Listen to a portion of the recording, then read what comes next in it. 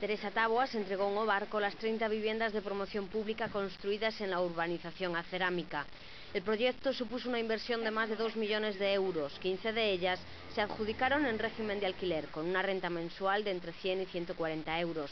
Las 15 restantes en régimen de compraventa. Su precio oscila entre los 48.000 euros y los 62.000.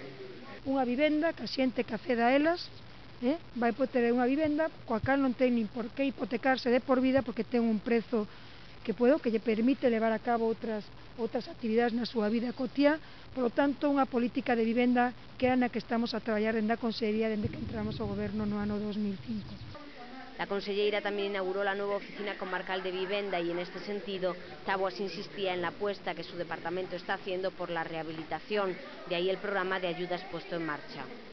Iníciase hoxe a petición das axudas de rehabilitación, rematan o 30 de setembro e estamos falando de que se aumentaron as axudas ata 24.000 euros a fondo perdido se se trata de rehabilitación e 30.000 euros a fondo perdido se se trata de reconstrucción de vivendas, tanto en medio rural como en centros históricos.